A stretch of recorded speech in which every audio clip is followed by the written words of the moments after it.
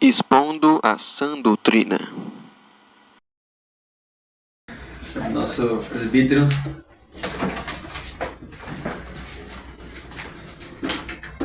Nosso presbítero presbiteriano. Vamos orar, irmãos. Senhor Deus, obrigado, Pai, por essa oportunidade que o Senhor nos deu de ouvir a Tua palavra escrita, as próprias palavras de Cristo. Também, ó Deus, de ouvir Tua palavra cantada. E agora, Deus, Tua palavra que será exposta aqui, Senhor, diante dos Teus servos. Oro para que o Senhor nos dê mais uma vez a graça de compreendermos Tua palavra.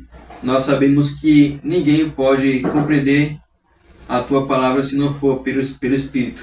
E também, como disse Paulo, ninguém pode dizer Cristo se também não for pelo Espírito. Oremos para que o Senhor nos dê, ó Pai, compreensão, que nós possamos guardar tudo aquilo que nós ouvimos e também meditar, ó Pai, durante o dia, durante a semana, aquilo que será ensinado aqui nessa manhã. Que o Senhor possa preservar, ó Deus, nossa vida e que a cada dia, assim, apesar de nós, apesar de nossas fraquezas, que o Senhor nos conforme à imagem e semelhança do Teu Filho Jesus. Amém. Amém, Senhor. Amém. Meus irmãos, graças e paz, bom dia. Amém. Meus irmãos, abre comigo a palavra de Deus. Eu estava pensando em passar com vocês a continuação da carta de João, mas eu confesso a vocês que eu não me sinto à vontade em fazer sem estudar bem aquele texto. Então eu preciso estudar bem aquele texto para nós podermos avançar. Então hoje pela manhã eu queria tratar com vocês sobre um assunto muito importante, que inclusive é um assunto que eu estou pensando em passar também lá no M6, devido ao contexto que a gente vive, tá bom? É baseado nessa revista e o tema é fundamental, né? Sobre revitalização de igrejas, revitalização das igrejas, tá bom? É um texto muito importante e hoje nós vamos começar aqui no estudo dessa revista, desse texto, com base em Ezequiel 37. Abram comigo lá, é um texto bastante conhecido, um texto que vocês certamente já leram ou já ouviram alguma pregação a respeito, é um texto muito conhecido e de muita importância dentro do Antigo Testamento, tá? Dentro do contexto, né, veterotestamentário, né? Do Antigo Testamento é um texto muito importante. A visão de um vale de ossos secos. Amém. Ezequiel 37. Nós vamos tratar hoje, né, sobre esse princípio do que é revitalização de igreja. A partir desse texto aqui de Ezequiel 37, dos versículos 1 a 14. Meus irmãos, prestem bem atenção, tá bom? Todos vocês. Deus sabe que eu gostaria de ter mais gente hoje pela manhã, mas aqui nós estamos com os que Deus trouxe, né? Com os que Deus proveu. Então, nessa manhã, o estudo não pode ser diferente do que seria para 10 mil pessoas, né? Por exemplo. Então, se porventura alguém acompanhando também, que você possa acompanhar com temor, mesmo estando aí atrás da tela, ok? Ezequiel 37, versos 1 a 14. Veja comigo a leitura da palavra de Deus. Veio sobre mim a mão do Senhor, Ezequiel dizendo aqui, né? E ele me levou pelo Espírito do Senhor e me deixou no meio de um vale que estava cheio de ossos. Ele me fez andar ao redor deles e eu pude ver que eram muito numerosos na superfície do vale e estavam sequíssimos. Olha a condição dos ossos aqui, tá, irmãos? Eles estavam sequíssimos. É a visão que Ezequiel tem. 3. Então me perguntou: Filho do homem, será que esses ossos podem reviver? Respondi: Senhor Deus, tu sabes. Então ele me disse: Profetize para estes ossos e diga-lhes: Ossos secos, ouçam a palavra do Senhor. Assim diz o Senhor Deus a estes ossos: Eis que farei entrar em vocês o Espírito e vocês viverão. Porei tendões sobre vocês, farei crescer carne sobre vocês e os cobrirei de pele. Porei em vocês o Espírito e vocês viverão. Então vocês saberão que eu sou o Senhor. Então eu profetizei como me havia sido ordenado. Enquanto eu profetizava, houve um ruído, um barulho de ossos que batiam contra ossos e se ajuntavam, cada osso ao seu osso. Olhei, e eis que apareceram tendões sobre os ossos, cresceram as carnes, e eles se cobriram de pele, mas não havia neles o espírito. Então ele me disse: profetize ao Espírito. Profetize, filho do homem, e diga ao Espírito: assim diz o Senhor Deus, venha dos quatro ventos, ó Espírito, e sobre esses mortos para que vivam. Sopre sobre esses mortos para que vivam. Profetizei como ele havia ordenado. O Espírito entrou neles. Eles viveram e se puseram em pé. Formavam um exército, um enorme exército. Então ele me disse: filho do homem, esses ossos são toda a casa de Israel. Eis que dizem: os nossos ossos estão secos. Perdemos a nossa esperança. Fomos exterminados.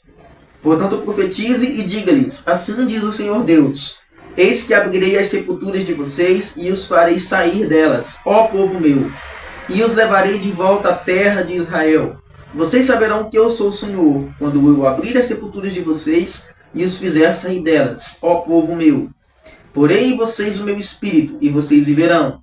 Eu os estabelecerei na sua própria terra, e vocês saberão que eu sou o Senhor. Eu falei e eu cumprirei, diz o Senhor. Amém? Amém. Que texto incrível, irmãos, né?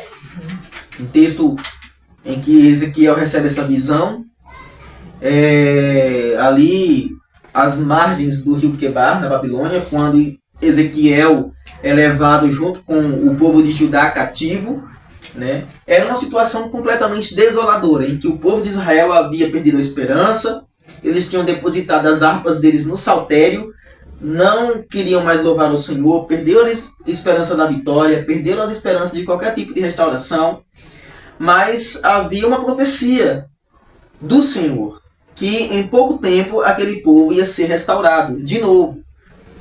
Então, irmãos, essa profecia do Senhor envolveria uma espécie de renovação do povo de Israel.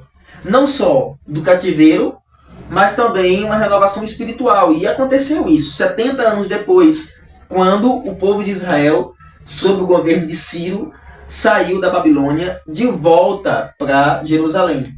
E eles não só vão reconstruir os muros de Jerusalém, o templo novamente, mas a lei vai ser reestabelecida novamente.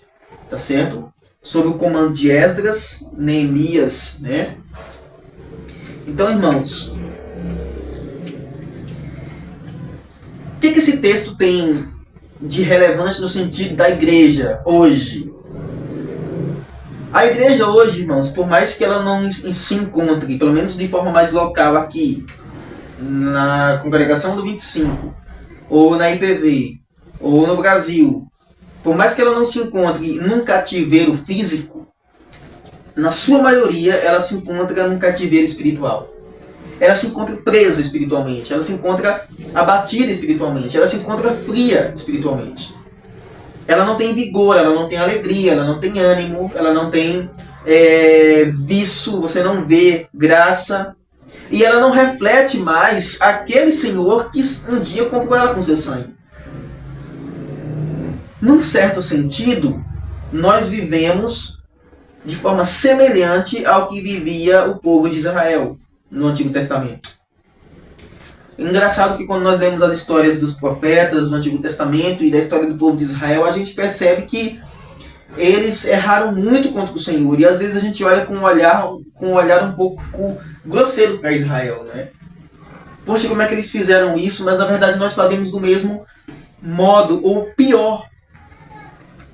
Então, irmãos, o que é revitalização de igreja?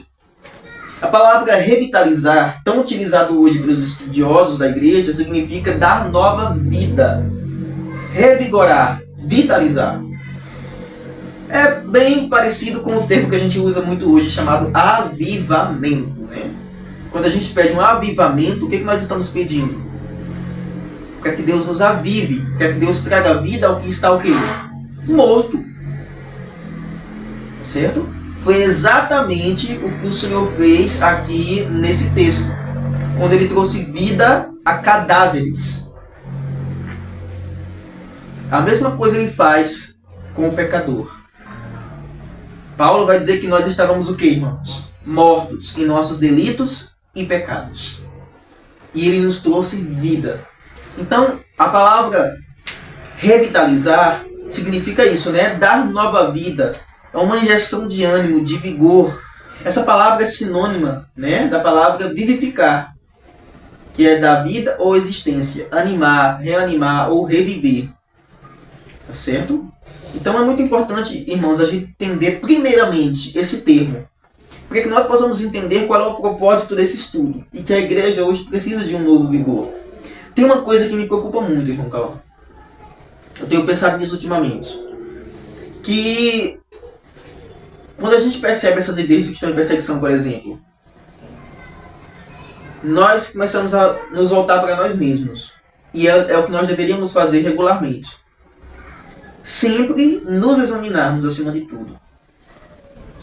Porque, irmãos, nós nunca somos tão provados ou nos examinamos à medida que vamos sendo provados pelas tentações ou pelas tribulações. E eu percebo que nós, como eu falei aqui, acho que foi na última sexta-feira, nós militamos, nós lutamos por muitas coisas erradas. Isso é, quando lutamos. Que eu acho que a palavra combate, ela quase não se aplica mais nem a nós, porque a gente não luta por muita coisa. Verdade. A gente não luta pelo mínimo, que dirá pelo máximo. A gente não luta para abandonar o pecado. A gente não vive numa guerra, como diz Hebreus capítulo 12. Ainda não resistiram até o sangue combatendo contra o pecado. Vocês resistem até o sangue? Eu resisto até o sangue? Eu acho que não. Então nós não fazemos o mínimo pela nossa vida cristã. E, irmãos, nós esquecemos que vivemos numa guerra. E nós quando lutamos por aquilo que não é central, por aquilo que não é extremamente necessário. E eu vejo hoje em dia, graças a Deus eu não vejo aqui por enquanto, a gente é um grupo pequeno, mas eu vejo muita defesa muitas vezes de doutrinas que não são essenciais para a vida cristã. Ou então, por aspectos doutrinários e teológicos da nossa própria igreja. Isso não é essencial, irmãos. A palavra de Deus manda que a gente defenda, né, a fé que uma vez por toda foi dada aos santos. São os princípios elementares da nossa fé. Então a nossa igreja, irmãos, precisa ser revitalizada. A gente precisa de um renovo, de uma renovação, de uma nova dose de ânimo e de vigor. Tá certo? E como é que isso acontece com base nesse texto? Qual é o propósito da revitalização? A revitalização da igreja é um processo que visa injetar um novo vigor ou ânimo na igreja, promovendo assim uma renovação na sua vida. Sabe quando você coloca a vida no piloto automático? O que é isso? Por exemplo, nós estamos aqui domingo após domingo e sexta após sexta. Mas nesse domingo após domingo e nessa sexta após sexta e nesses meses após meses ou anos, não se vê um avanço espiritual ou um progresso espiritual. E as coisas acontecem sempre da mesma maneira. E nós corremos um risco enorme, e eu acho que isso existe de fato, de cairmos no comodismo espiritual e no mecanismo. Num sistema que nós permanecemos da mesma forma sempre. E Satanás quer que isso aconteça. Satanás quer que continue assim. Para que não haja avanço e nem nenhum tipo de confronto ou perigo para o seu reino. O que será que nós oferecemos de perigoso para o mundo espiritual? Paul Washer se referiu a Leonardo Ravenhill uma vez. Ele disse: eu gosto do Leonardo Ravenhill porque ele era perigoso. Ele era perigoso. E eu acho isso interessante. Na questão que ele resumiu, a respeito por onde ele tinha muito temor a Deus, né, em termos das orações, nas intercessões, como também nas pregações, né? Ele tinha ousadia em ao mundo. É mais ou menos o que está lá no livro de Atos, quando Paulo ele ofereceu perigo ao inferno, quando os demônios disseram: Jesus nós conhecemos e Paulo também, mas vocês quem são? Então, irmãos, Isso é a marca de uma igreja revitalizada, revigorada, uma igreja reinventada, uma igreja que entendeu o seu propósito. Será que nós estamos conscientes do nosso propósito aqui? De fato, que nós temos uma missão? Quanto tempo mais nós permaneceremos indolentes? Enquanto o mundo caminha para o caos, todos os dias nós temos uma informação nova, de coisas novas que acontecem no mundo. E de desastres e problemas, e crimes e doenças, e guerras. Cada dia mais nós temos informações precisas do que está acontecendo no mundo. Cauã citou um dado aqui no início da liturgia sobre a perseguição aos cristãos. Isso do que é contabilizado e dos milhares de cristãos que são mortos e não é contabilizado. Porque a grande mídia não dá nenhuma mínima para isso. As pessoas estão mais interessadas em saber por que o elevador que Donald Trump estava subindo na ONU parou do que com milhares de cristãos que são mortos no mundo inteiro. Por governos extremistas. Irmãos, eu vou tentar me interessar mais por isso. Porque eu já tinha tratado sobre isso antes, mas acabei relaxando, essa é a verdade. Mas é melhor voltar os olhos um pouco mais para essa realidade. Eu vou postar tanto no grupo como trazer informações para vocês aqui agora. E a gente vai começar a orar mais por eles também. E a gente vai orar a Deus para que Deus nos dê condições financeiras, não só para nos mantermos, mas também para comprarmos Bíblias e ajudar possíveis obras missionárias. A gente tem que começar a voltar para isso. Porque, irmãos, se vocês observarem uma igreja perseguida e um culto de uma igreja perseguida, é muito diferente desse culto que está sendo realizado aqui hoje, por exemplo. Muito diferente. Você vê vida, você vê alegria, você vê vigor, você vê ânimo, mesmo em meio ao caos. Por quê? Porque eles têm o Espírito Santo. Eles têm a presença do Espírito Santo. Eles têm a alegria do céu. Eles entenderam o seu propósito. Então, a revitalização da igreja, irmãos, não se trata de uma reinvenção ou de uma nova forma de ser igreja. Agora eu sou uma comunidade, eu me reinventei, a nossa igreja se reinventou. Vamos montar novos esquemas, novos eventos para a nossa igreja. E assim vamos ser uma igreja revitalizada. Vamos comprar novos sons para a nossa igreja, novos equipamentos, e assim nós vamos revitalizar a nossa igreja. Vamos colocar um jogo de luzes aqui, né? Para nós revitalizarmos a nossa igreja. É isso? Não, irmãos. Não. A revitalização da igreja, na verdade, é um sopro vivificante do Espírito. João 3,8. O Espírito sopra onde quer. E ouve-se a sua voz, não sabe nem para onde vem, nem para onde vai. A revitalização da igreja, irmãos, é quando o Espírito Santo sopra sobre a igreja trabalha agora da forma correta, não de forma mecânica, mas por amor a Deus. Nós precisamos de uma revitalização. A Igreja Presbiteriana do Vale, no quilômetro 25, no N6 e na cidade, precisa de uma revitalização. Principalmente nesses tempos de crise que nós vivemos. Porque se vocês acham que essa crise é só na nossa igreja, vocês estão muito enganados. Essa crise acontece em toda a igreja bíblica, em especial nos tempos de hoje. Então, a igreja brasileira precisa de uma revitalização, de uma obra espiritual contínua, que não tem nada a ver com a simples busca e uma implementação de novas formas de ser igreja, com estratégias. Irmãos, tem uma história do pastor Rafael Abdala. Quem conhece o pastor Rafael Abdala? Já ouvi falar. Já falou dele já. O pastor Rafael Abdala é o pastor de uma igreja batista. É um jovem pastor, mas que prega constantemente na igreja presbiteriana de Pinheiros. Prestem bem atenção. Vocês têm que começar a guardar essas informações. Ele prega constantemente na igreja presbiteriana de Pinheiros. Lá onde o reverendo Hernandes Dias Lopes prega e o reverendo Arival Dias Casemiro. O pastor Rafael Abdala conta uma história muito interessante de certa feita que ele foi convidado para pregar numa igreja simples. E a igreja dele, a igreja batista, eu acho que é em Goiânia, se eu não me engano, a igreja dele é uma igreja bem grande, uma igreja estruturada, uma igreja que tem todo tipo de conforto para os irmãos ali.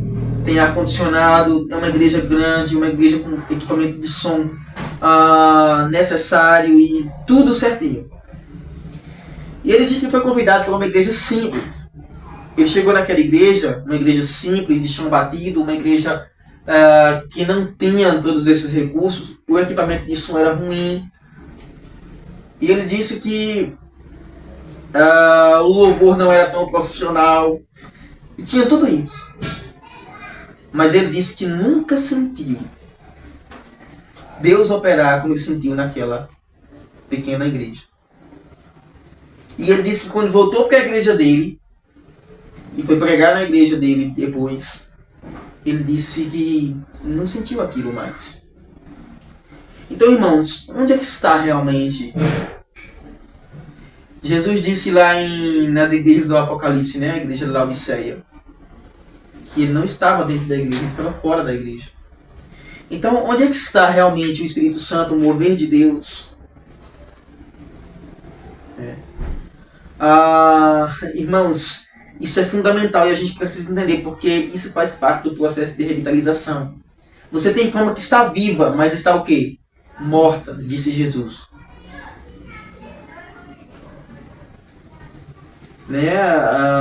Quem não se lembra, Cauã, de alguém que disse por várias vezes: a nossa igreja é um celeiro, né? Mas na verdade, não.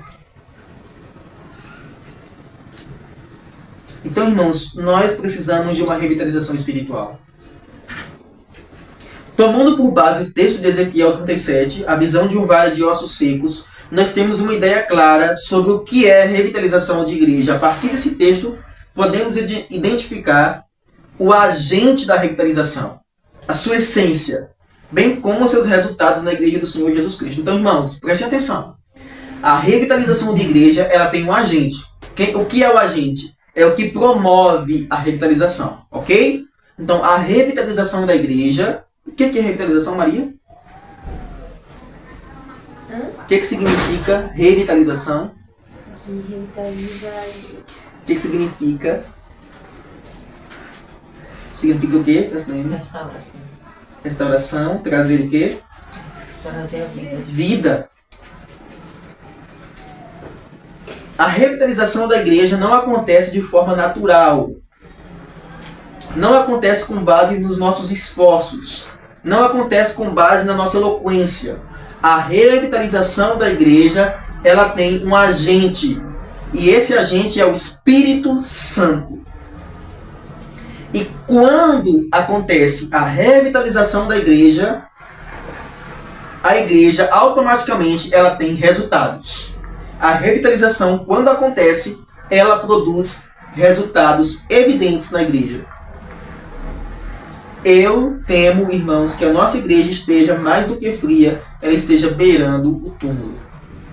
Nós precisamos de uma revitalização. Então, com base nesse texto de Ezequiel 37, nós vamos poder observar 3 princípios sobre a revitalização. Primeiro, então, a revitalização da igreja é operada pelo Senhor. Conforme Ezequiel 37:14, assim diz o Senhor. O que diz Ezequiel 37:14? Olha o texto do versículo 14, vamos ler juntos. Porei em vocês o meu espírito, e vocês viverão. Eu os estabelecerei a sua própria terra, e vocês saberão que eu sou o Senhor. Eu falei e eu cumprirei, diz o Senhor. Quem é o agente, irmãos, aqui? Cristo. É Cristo, é o Senhor. Observe que Ele que vai dar o Espírito. A revitalização só acontece com base no Espírito Santo que opera, no Espírito do Senhor que opera na igreja. Segundo, é Ele que estabelece, é Ele quem faz, é Ele quem cumpre. Isso está em todo o texto do versículo 14. Então, irmãos, segundo as Escrituras, o processo de revitalização é obra do Espírito Santo e se dá por meio da palavra do Senhor. Olha que coisa interessante. A visão do profeta Ezequiel resiste no capítulo 37 do seu livro. É sem dúvida uma das passagens mais importantes para comprovar isso. Ezequiel teve a visão de um vale de ossos secos, e o Senhor disse a ele o quê? Primeiro, profetiza a estes ossos. E Ezequiel profetiza, conforme está aí no verso 4. Ele faz uma pergunta inquietante para Ezequiel. Será que esses ossos podem reviver? Olha que coisa interessante, irmãos. Você está diante, e Ezequiel estava diante, de uma situação completamente desfavorável para ele. Porque ele está diante de um vale de ossos, não são corpos, são ossos secos. E qualquer um de nós, diante de uma circunstância como essa, não veria a possibilidade nenhuma de haver vida ali, só morte. E é exatamente o que nós fazemos quando nós observamos para a nossa circunstância atual e não vemos uma situação favorável quando a gente não busca uma revitalização. Ezequiel, ele responde de forma prudente, ele diz: Senhor Deus, tu o sabes. A princípio, o Senhor ordena a Ezequiel que profetize, ou seja, que pregue sobre aqueles ossos. E aqueles ossos começam então a carne, né, ter tendões, a pele começa a surgir, mas ainda não há vida. Significa que uma mudança começa a acontecer, mas ainda não há vida. Observe que quem faz tudo isso é o Senhor. A partir da pregação, Ezequiel profetiza sobre aqueles ossos e então tudo começa a acontecer. Versículos 4 a 6.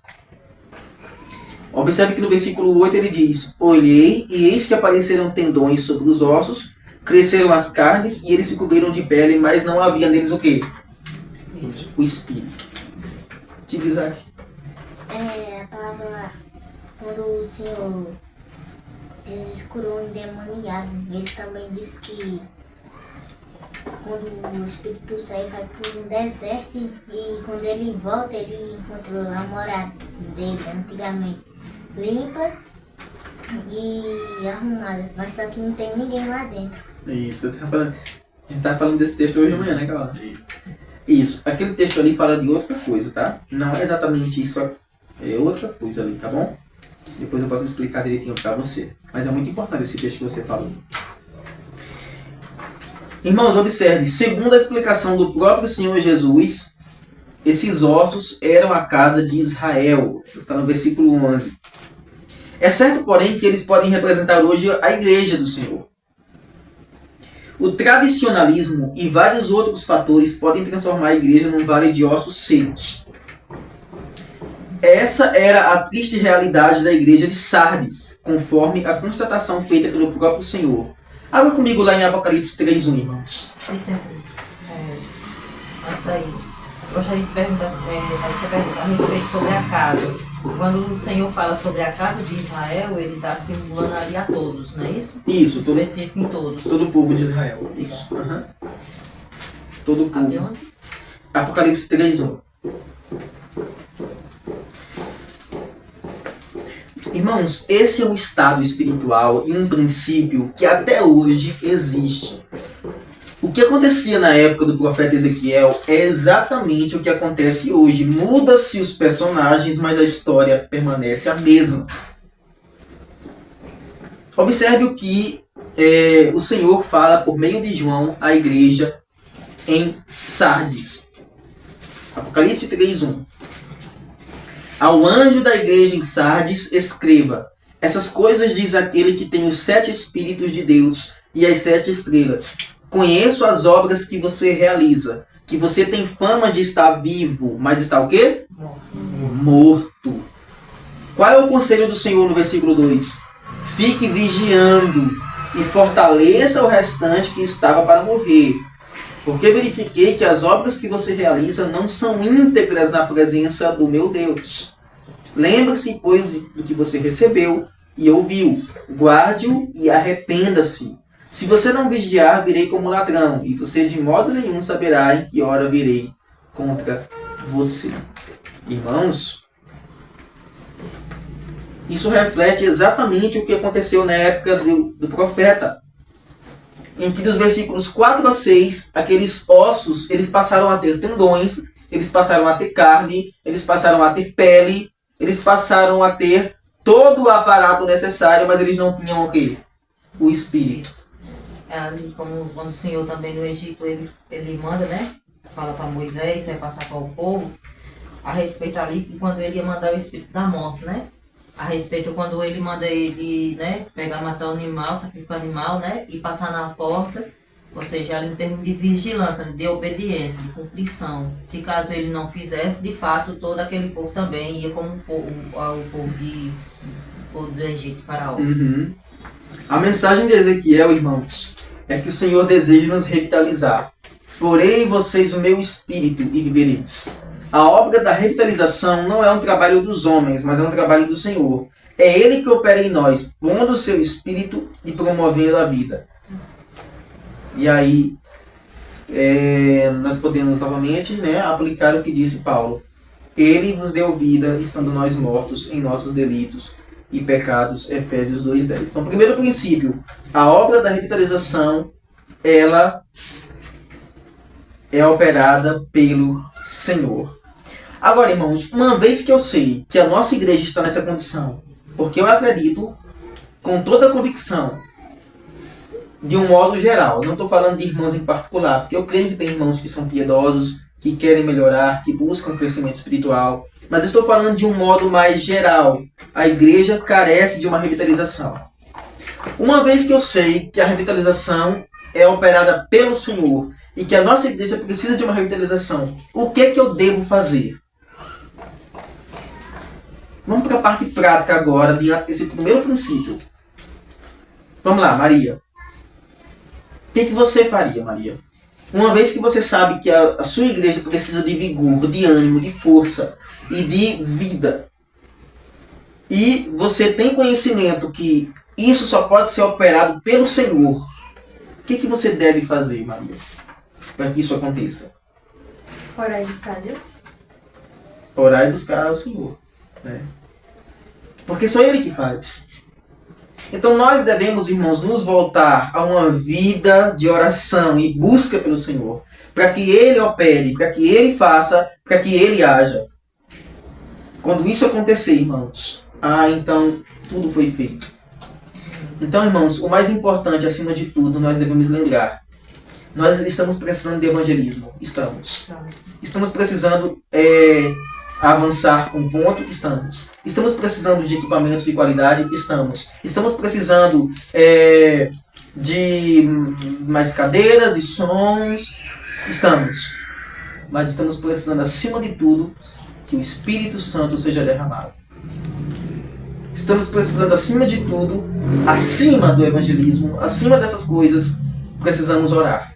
Precisamos gastar mais tempo com isso. Precisamos fazer, como dizia Amy Bowles, precisamos gastar 70% com oração e 30% com pregação. É aí, irmãos, que as coisas vão de fato acontecer. Porque no momento que eu e você começarmos a fazer isso, é uma mensagem clara de que nós estamos dizendo ao Senhor, não é nós, Senhor, é o Senhor. Amém? Amém. Ok. Segundo princípio, primeiro, a revitalização é operada por quem? Pelo Espírito. Pelo Espírito, né? Pelo Senhor. Segundo, a revitalização da igreja é uma obra de natureza espiritual. Analisando atentamente o versículo 14 de Ezequiel 37, podemos perceber o caráter da obra da revitalização. Ela é essencialmente espiritual. Porém em vós, o quê? O meu espírito, é o que está aí no versículo 14. Porém em vocês o meu espírito. Irmãos, observe, não há fórmulas mágicas, não há nenhum tipo de manifestação, de evento, de estratégias que nós possamos utilizar que vai substituir o trabalho espiritual. Parece que nós não entendemos, a gente vive dando cabeçada, a gente vive o tempo todo dando cabeçada, tentando encontrar meios e estratégias para que a igreja avance, quando a gente não faz o básico. Basta que nós dobremos os nossos joelhos e oremos. E a igreja vai avançar. Porque quem vai fazer é o Senhor. E uma vez que o Senhor faz, irmãos, tudo muda. Então, se essa é uma obra de natureza espiritual, a pessoa que realiza isso deve ser uma pessoa que vive no Espírito. Não pode ser uma pessoa que vive na carne. Como está a nossa condição, então, irmãos? Espirituais ou carnais?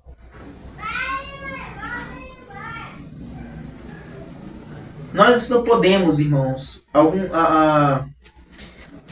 Alguns dizem assim, né? Eu já ouvi um ditado que diz assim, acho que está no livro do Ravenhill, que diz que alguns estão tão envolvidos com o céu que são quase inúteis na terra. Mas na verdade é o contrário, né? Há tantas pessoas envolvidas com a terra que são quase inúteis para o céu. Essa é a verdade. Então, irmãos, Cauã falou também aqui na introdução que nós só discernimos isso pelo Espírito Santo. Foi o que o apóstolo Paulo disse aos Coríntios. Que o homem natural não entende as coisas do Espírito, porque eles são loucura. Analisando atentamente, então, o versículo 14, nós entendemos que essa obra de revitalização ela acontece de um modo espiritual. Precisamos, irmãos, voltar a práticas como jejuns, como vigílias, como oração constante e regular. Essa compreensão é fundamental no processo de revitalização. Muitos confundem simplesmente com a busca de novas estruturas e formas de organização da igreja. Pensar a revitalização apenas na perspectiva de mudanças significa ficar na superficialidade, deixando de atingir o principal. A revitalização da igreja ela acontece de dentro para fora. Não é um aspecto exterior apenas físico, mas ela acontece de dentro para fora. É uma mudança interna que gera consequências externas. Você faz aquilo que está dentro do seu coração, aquilo que está no seu interior.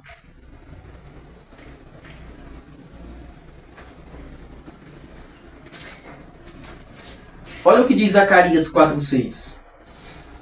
Zacarias 4:6. Abra lá comigo. Maria, lê esse texto para a gente, por favor. Zacarias 4:6.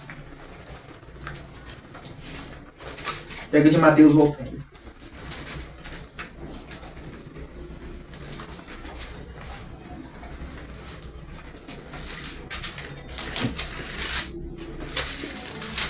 Zacarias 4:6.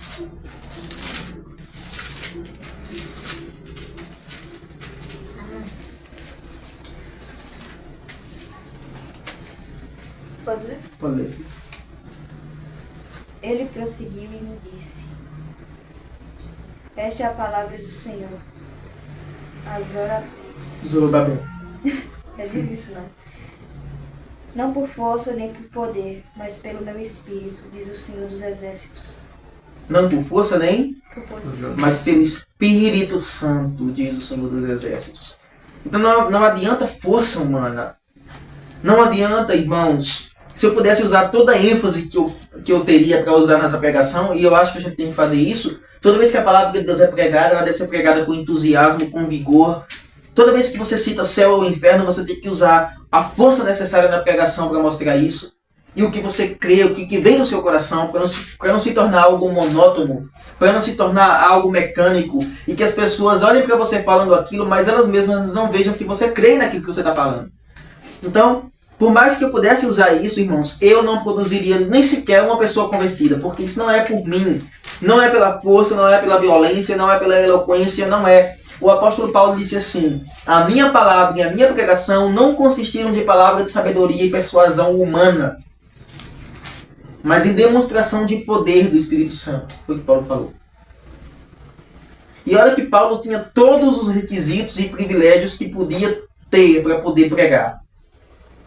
E eu desconfio que Paulo ele sentiu um pouco disso quando ele foi convertido pelo Senhor Jesus Cristo, Porque ele era o que tinha mais condições entre os apóstolos para poder levar a mensagem. Porque ele era erudito, ele falava várias línguas, ele era instruído na lei. Mas Paulo teve que aprender primeiro que não era por ele, era pelo Espírito Santo. Paulo foi afastado pelo Senhor por um tempo. Paulo ficou de molho por um tempo. Só depois Deus chama Barnabé e Paulo. Não Paulo e Barnabé. Barnabé primeiro, Paulo depois. Paulo teve que aprender primeiro esse princípio. Isso aqui é fundamental, irmãos. Então, essa é uma obra de natureza espiritual, irmãos. Irmãos, nós não temos noção do que Deus pode fazer a partir do momento que nós realmente nos rendermos a Ele. E, sem reservas, orarmos. Não sei se em uma semana, não sei se em um mês, não sei se em 2 meses, não sei se em um ano, não sei se mais do que isso, mas se nós continuarmos orando como um candelabro sempre aceso, Deus vai agir em algum momento. Porque esse é o caminho que Ele escolheu para fazer. Esse é o meio que Ele escolheu para fazer. É o método que Ele escolheu para fazer. E eu me envergonho muito de mim mesmo e de nós também. Me envergonho de mim primeiro e me envergonho de nós também. Porque nós sabemos disso e não fazemos. Eu confesso a vocês, e para quem porventura possa assistir, que mesmo em todo esse processo que a gente está passando, ou passou e está passando de igreja, eu não fiz mais do que deveria fazer isso aqui. Nós falamos demais, nós conversamos demais, nós brigamos demais, nós murmuramos demais, mas nós não buscamos ao Senhor, a quem realmente pode resolver todo o problema. Em muitas comunidades, o esforço bem intencionado na busca de revitalização tem produzido desgaste e frustração. Muitas pessoas estão bem intencionadas, fazem as coisas porque querem ver mudança mesmo. Elas não querem glória para si, elas estão bem intencionadas. Mas a boa intenção não significa sucesso, porque não foi o caminho que o Senhor escolheu.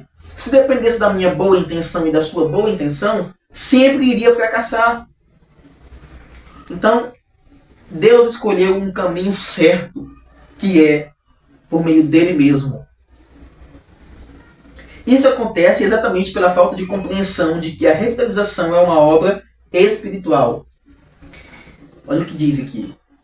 Quem deseja, anseia por revitalização, precisa dobrar os joelhos e fazer da oração uma prioridade. Irmãos, 2 Crônicas 7,14 diz o quê?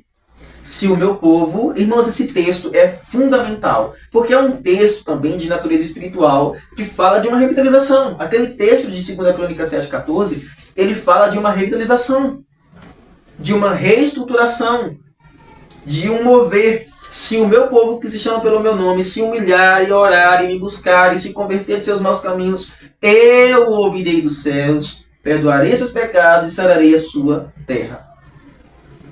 Vocês estão entendendo, irmãos? Amém? Sem o mover do Espírito Santo nos corações, o esforço se transforma num trabalho pesado e vazio. Então vocês poderiam olhar para a gente assim e dizer assim, poxa, como o pessoal é ousado, como o pessoal tem vontade que as coisas avancem, o pessoal vem do 25, vem do NC já tem muito tempo, e eles pegam a moto, vem sem farol mesmo, e eles vêm, né, e tudo, como eles têm interesse que a obra avance. Irmãos, isso não significa absolutamente nada, se nós apenas estivermos fazendo isso. Tanto é fato que olha como nós estamos, graças a Deus porque nós permanecemos, graças a Deus porque a obra não parou, graças a Deus porque nós estamos aqui ainda hoje. Mas olha,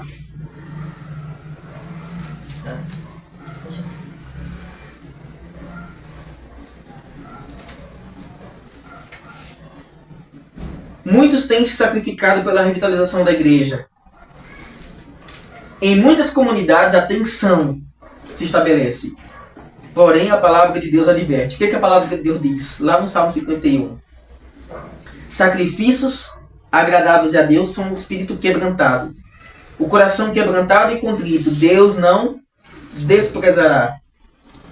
Aí Davi diz, ó Deus, faze o bem a Sião, segundo a tua boa vontade, edifica os muros de Jerusalém. É Deus quem faz isso.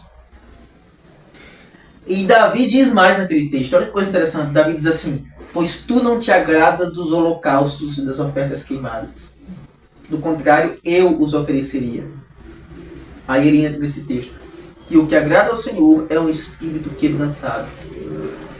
No processo de revitalização, muitas vezes nós queremos derrubar e edificar muros, mas na verdade essa tarefa é de quem? É do Senhor. Cabe a nós apresentar a Deus corações compungidos e contritos. É por aí que começa.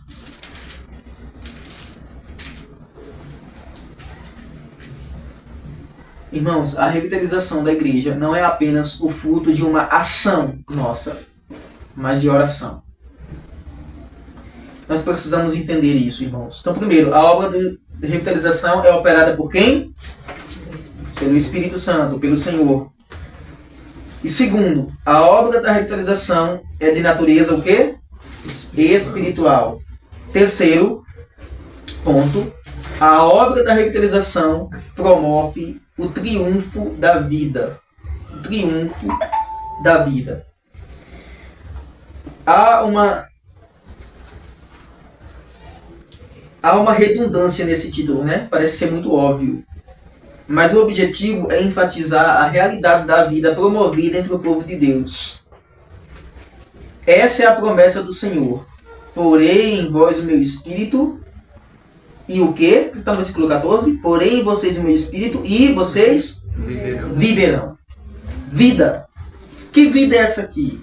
É a vida que Jesus disse: eu vim para que tenham vida e tenham em abundância. Aqui não é apenas no sentido biológico da coisa, não é apenas viver e não é apenas morrer, mas é no sentido espiritual, é de fato viver, é ter vida espiritual, a vida que vem de Deus, o Zoe, né? O Zoe é a vida que vem de Deus. Isso aqui, irmãos, é incrível. Quando é que foi que aconteceu aquele episódio lá em Asbury, né? 2023. 2023, não foi? Na universidade dos Estados Unidos, né? Que aqueles jovens da universidade foram para o culto e de repente alguns ficaram lá ainda e começaram a orar e não pararam mais. Sabe qual foi a pregação? A pregação de lá? O tema? Não lembro. Foi sobre amor. Amor? Bem simples. Uma semana de oração ou mais. Eu não consigo, irmãos, encontrar outra palavra para usar naquele episódio que não seja um avivamento. Eu não consigo. Do contrário, seria impossível uma igreja gastar uma semana em oração e filas se irem para lá para ver o que estava acontecendo. Então, irmãos, é possível que o avivamento, em meio ao avivamento, aconteça também uma distorção ou um esfriamento. É possível que isso aconteça, porque o diabo sempre vai tentar atrapalhar a coisa. Mas um avivamento, irmãos, uma revitalização, ela tem evidências, tem resultados. Isso é importante. Certo? Então, existe vida no avivamento. A palavra vivereis merece atenção especial, pois ela sintetiza o projeto de Deus para a igreja, em contraposição à sentença anunciada em Gênesis 2:17, como consequência do pecado. Qual foi a sentença que o Senhor disse para Adão em Gênesis 2:17? Se você comer do fruto, você morrerá. Essa promessa agora para a igreja entra em contraste com aquela sentença que recaiu sobre todos os homens, que apesar de estarem vivos, estão mortos. Essa sentença aqui, agora, essa promessa é de uma verdadeira vida, uma vida espiritual, uma vida verdadeira, uma vida como uma extensão da vida de Deus em nós. A missão de Jesus consiste em restituir a vida roubada pelo pecado. Eu vim para que tenham vida e tenham em abundância. João 10:10. A igreja, irmãos, é, ou pelo menos deveria ser, um lugar de vida. Mas há diversos fatores que acabam sufocando essa vida e levando comunidades inteiras à morte. É por isso que a revitalização precisa ser sempre buscada e promovida. Jesus é vida, o Evangelho é vida, e a igreja tem que ser um lugar de quê? De vida. Gravem isso, irmãos. Porque essa revitalização passa por uma igreja, por irmãos, por uma liderança que esteja o tempo todo no santuário. Que não permitam que a luz do candelabro se apague. Esteja o tempo todo lá, colocando óleo, e colocando óleo, e colocando óleo, e orando. Isso até o fim da vida, porque que a igreja permaneça viva. Quem está entendendo? Amém? Tem uma ilustração do peregrino muito interessante, o livro do peregrino. Quando ele está na casa do intérprete, ele vê um fogo e alguém jogando água para apagar o fogo. Só que o fogo não se apaga. Alguém jogando água para apagar o fogo não se apaga. E ele fica curioso com aquilo. Por que esse fogo não se apaga? E o intérprete diz, olha do outro lado. E ele olha do outro lado e ele vê alguém alimentando o fogo do outro lado. E ele diz, assim é a obra de Deus no coração do homem. Satanás está o tempo todo tentando apagar a obra do Espírito Santo e a obra do Senhor no coração do homem. Mas Cristo é quem alimenta o fogo. É o homem que alimenta, aquele que dá vida. Portanto, esse fogo nunca se apaga. Amém? Então, irmãos, nós precisamos entender isso, irmãos, e estar o tempo inteiro como Maria aos pés do Senhor Jesus Cristo. Lembre-se sempre disso. Lembre-se sempre disso. Em nome de Jesus, o Evangelho é vida. Eu não me importo se vai crescer ou vai deixar de crescer, se vão ter tantos ou não vão ter. Agora, é muito importante que os que estiverem tenham vida. Que nós possamos ter vida. E buscar que aqueles que venham a nós venham por conversão e não por adesão. Tá certo? Para finalizar, não seria um exagero afirmar que há comunidades hoje que se transformaram no verdadeiro vale de ossos secos, como está em Ezequiel 37. Enquanto é tempo, precisamos identificar quais são os sintomas de morte presentes em nossa comunidade, abrindo-nos para a ação vivificadora operada pelo Senhor, através do seu Espírito. Em Efésios 5,14, texto que eu sempre cito aqui, né? Encontramos a seguinte palavra de despertamento. Desperta, ó tu que dormes, levanta-te dentre os mortos e Cristo te iluminará. A revitalização é uma necessidade urgente. Por isso devemos fazer fazer para nossa, né, a oração do poeta sacro H.M. Wright, dizendo: fortalece a tua igreja, ó bendito Salvador, dai-lhe tua plena graça, ó renova o seu vigor, vivifica nossas almas, ó Senhor.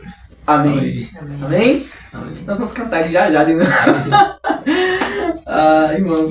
Irmãos, nós vamos prosseguir com esse estudo sobre revitalização, tá? Eu vou contrabalancear esse estudo com o estudo da carta de João, que nós vamos finalizar logo, certo? Se Deus quiser, na próxima semana, o próximo estudo da sexta-feira vai ser sobre o capítulo 5 da carta de João, sobre o tríplice testemunho de Cristo, para que nós possamos caminhar para o final daquela primeira carta de João. Muito importante que a gente não passe um longo tempo sem estudá-lo. Mas daqui para lá eu vou me preparar bem para aquele texto, que é um texto difícil de interpretação, mas fundamental. Meus irmãos, que Deus vivifique a nossa igreja, que Deus fortaleça a nossa igreja, que Deus fortaleça a mim e a vocês e nos dê ânimo e vigor para a caminhada. Que faça conosco o que fez com Ezequiel aqui nessa visão do Vale de Ossos Secos. Amém? Amém.